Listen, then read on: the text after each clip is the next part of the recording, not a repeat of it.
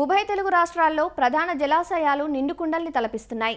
వస్తాయో రావో అనుకున్న వానలు ఆలస్యంగానైనా వచ్చి ఆనక వరదలు, ఆపై శ్రీశైలం, నాగార్జునసాగర్ జలాశయాలు నిండి క్రిందకి నీరు వదులుతున్నారు కూడా. ఈ సమయంలో నాగార్జునసాగర్ ఆయకట్టు పరిధిలోని మాగాణి పొలాల్లో రైతులు వరి నాట్లు వేసుకునేందుకు సిద్ధమవుతున్నారు. మరోవైపు అదే మెట్ట పొలాల్లో పత్తి పలు దశల్లో ఉంది. ఈ సమయంలో పత్తిలో పలు రకాల చీడపీడలు ఆశించే ఆస్కారం ఉంది. వీటిని గుర్తించిన వెంటనే నివారించుకున్నప్పుడే పత్తి పెరుగుదల బాగుండి దిగుబడులు బాగుంటాయి. వరి, పత్తి వేయలేని ప్రాంతాల్లో ప్రత్యామ్నాయంగా కూడా కొన్ని పంటలను ఆగస్టు మాసంలో సాగు చేసుకునే వీలుందంటూ ఉమ్మడి నల్గొండ జిల్లాలో సాగర్ ఆయకట్టు పరిధిలో పంటల పరిస్థితి, చేపట్టాల్సిన యాజమాన్య, సస్యరక్షణ చర్యల గురించి సూచిస్తున్నారు కంపా సాగర్ కృషి విజ్ఞాన కేంద్రం program coordinator doctor S Srinivasarao. మన నల్గొండ జిల్లా ప్రాంతంలో ప్రస్తుత వాతావరణ పరిస్థితుల్లో చూసినట్లయితే సాగర్ ఆయకట్టు ప్రాంతంలో వరిని ప్రధానంగా సాగు చేయడం జరుగుతుంది. ఇప్పుడు మనం ఆగస్టు నెలలోకి వచ్చాం కాబట్టి ప్రస్తుతం మనకి ఉన్న పరిస్థితుల్లో చాలా తక్కువ కాలం ఉన్నటువంటి రకాలను ఎంచుకొని, అంటే సుమారుగా ఒక 120 రోజుల లోపే పంట కాలం ఉన్నటువంటి వరి రకాలను ఎంచుకొని వరిని సాగు చేసుకోవచ్చు. అయితే మనం సాధారణంగా నాటు పద్ధతి, ఈ నారు పెంచుకొని సాగు చేసే పద్ధతిలో వచ్చినట్లయితే సుమారుగా మనకి నారు పెంచడానికి ఒక 20 నుంచి 25 రోజుల వరకు సమయం పడుతుంది. ఇంకా ఆలస్యం అయ్యి మనకి దిగుబడుల మీద ప్రభావం చూపే అవకాశం ఉంటుంది. కాబట్టి రైతులు దమ్ము చేసి వెదజల్లే పద్ధతి, అదేవిధంగా దమ్ము చేసి డ్రమ్ సీడర్ వేసే పద్ధతి, అదేవిధంగా సీడ్ డ్రిల్తోని నేరుగా వరి విత్తే పద్ధతి ద్వారా ఈ వరిని విత్తుకున్నట్లయితే సుమారుగా వారం నుంచి 10 రోజుల వరకు సమయాన్ని ఆదా చేసుకోవచ్చు. దిగుబడి పైన కూడా ఎటువంటి ప్రభావం అనేది ఉండదు. ఈ నేరుగా విత్తే పద్ధతిలో చూసినట్లయితే మనకు ఎక్కువగా కలుపు సమస్య గురించే ఎక్కువ రైతులు బాధపడుతూ ఉంటారు. కానీ ఈ మధ్యకాలంలో మనకి అన్ని రకాల కలుపు మందులు కూడా ఈ వరిలో, ఈ నేరుగా విత్తే వరిలో కలుపు మందులు రావడం జరిగింది. విత్తనం పెట్టిన తర్వాత పెండెమిథిలిన్ అనే మందు కూడా మనకి అవైలబుల్గా ఉంటుంది.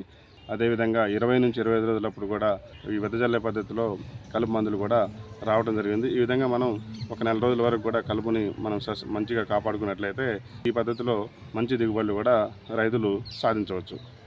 అదేవిధంగా ఈ మధ్యకాలంలో మనం చూసినట్లయితే ఎక్కువగా గత 2 సంవత్సరాలు చూసినట్లయితే ఎక్కువగా మనకి ఈ కాండం తొలిచే పురుగు ఉధృతి అనేది ఎక్కువగా ఉంది. కాబట్టి మొదటి నుంచే రైతులు కూడా అప్రమత్తంగా ఉండి గమనించుకుంటూ తగిన చర్యలు తీసుకుంటే మంచిది. అదేవిధంగా నారు వేసే రైతులు ఎవరైతే ఉన్నారో నారు యొక్క కొనలు తుంచి నాటుకుంటే ఈ కాండం తొలిచే పురుగు ఉధృతిని మనం కొంతవరకు నివారించుకోవచ్చు. ఈ ఆగస్టు ఈ కాలంలో ఈ వర్షాలు ఎక్కువగా రావడం జరుగుతుంది. ఎక్కడైతే రైతులు మన నల్గొండ జిల్లాలో పత్తి వేయడం జరిగింది. ఈ పత్తి ఇప్పుడు ప్రస్తుతానికి ఒక 30 నుంచి 45 రోజుల పంట కాలంలో ఉంది. కాబట్టి ఇటువంటి సమయంలో గాలిలో ఉన్న అధిక తేమ ప్రభావం కానీ, పత్తిలో ఈ రసం పీల్చే పురుగులు ఉధృతి అనేది పెరిగే అవకాశం ఉంది. కాబట్టి రైతులు ఈ రసం పీల్చే పురుగులు ఎక్కువగా ఉన్నట్లయితే తగినటువంటి సస్యరక్షణ మందులను పిచికారీ చేసుకొని నివారించుకోవచ్చు. అంతర కృషి కూడా ఈ కాలంలో చేసుకున్నట్లయితే మనకి కలుపు సమస్య కూడా నివారించుకోవచ్చు.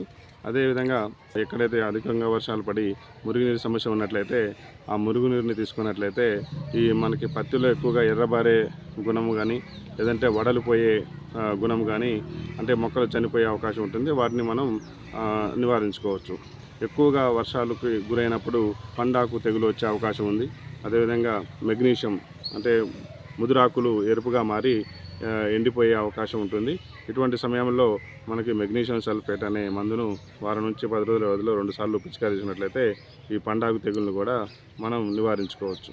అదేవిధంగా చాలామంది రైతులు ఈ పత్తి కానీ లేదా వరి కానీ వేసుకోలేని అవకాశం ఉన్న రైతులు ఇప్పుడు ప్రస్తుతం ఉన్న పరిస్థితుల్లో మనకి ప్రత్యామ్నాయంగా వేయదగిన పంటలు ఏమిటంటే మనకి పెసర లేదా మినుము లేదా కంది వంటి పంటలను ఎక్కువ కొంచెం విత్తన మోతాదును పెంచుకొని వేసుకోవచ్చు. దాంతోపాటు మనకి నువ్వు పంటను కూడా మనకి ఆగస్టు నెలలో వేసుకోవడానికి అవకాశం ఉంది. అదేవిధంగా మనం జొన్న వంటి పంటను కూడా వేసుకోవచ్చు. వేరుశనగ వంటి పంటని మనం సెప్టెంబర్ నుంచి మనం విత్తుకునే అవకాశం ఉంది. కాబట్టి ఈ వరికి లేదా పత్తికి లేదా ఈ ప్రత్యామ్నాయ పంటలు వేసుకున్నట్లయితే మనం ఈ కాలాన్ని కూడా రైతులు సద్వినియోగం చేసుకొని అధిక దిగుబడులు రాబట్టవచ్చు.